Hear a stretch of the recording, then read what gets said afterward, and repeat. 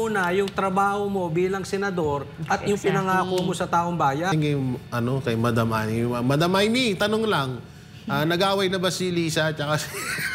Ikaw, ano masasabi mo kay Amy? Ako, alam mo, Amy, if you want this to stop, sabihin mo na yung nalalaman mo. Wag na yung patsi-patsi. Straight to the point. Ano na natin to? Gusto mo tulungan si PRRD? Salita ka na. Eh, paano? Ikaw, hindi yung USB ko. Ikaw ang maging ang eyewitness or ikaw mismo magsalita kung ano yung totoong nangyayari. Paano? May tanong lang ako. Kunwari ako, Iminatics. Tanong ko, antayin nyo kasi may timing yan. May timing na naman. May timing yan. Di katulad na naman sa pulburon yan. Kaka-timing, naunahan na sila. Yun din sinasabi nito, may timing eh. Oo, diba? Sa lahat So, hindi pwedeng timing dapat ngayon na. Ano na? Oo nga pala, naalala ko. Hindi may lang, timing din pala USB nito. Yun. Kung ako si Senator as a Senator Amy, and I have alam ko talaga yung nangyayari. Sabagay, Senator nga naman family, yun. I'm part of the family, I've seen everything, and I know the truth. May point naman. Sasabihin ko na. Ay, kunwari ako rin naman, sasabihin ko sa'yo na... Iminatics yan eh. Sige. Hindi. Uy, panuorin niyo yung vlog ko. Si Boss Dada lang ang si Boss Dada, Iminatics yun. Iminatics yun.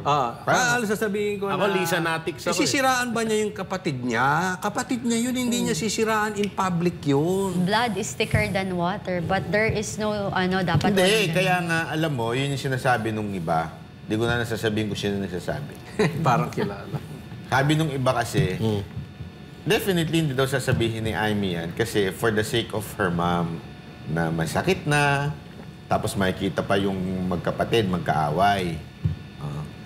Kung ganun pala naman din, ang senaryo, kaya hindi niya sasabihin yun, Huwag na siya magbida-bida. oo, tumahimik na lang siya. Wala siyang silbi. Ang sa akin naman Yun lang sa akin, walang silbi. Tama naman yun eh. Huwag mag-aaway yung magkapatid. I-consider yung tatay o yung nanay, kung ano man.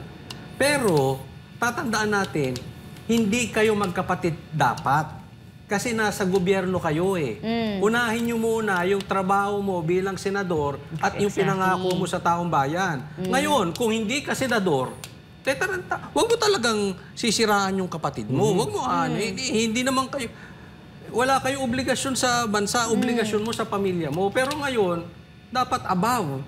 Yes. Walang kaibigan, walang pamilya. Walang pamilya dyan. Di wag umalis ka ng senador kung trabaho mong pamilya pala yung gagawin mo dyan. Hindi lang ako nakasagot eh. Tsaka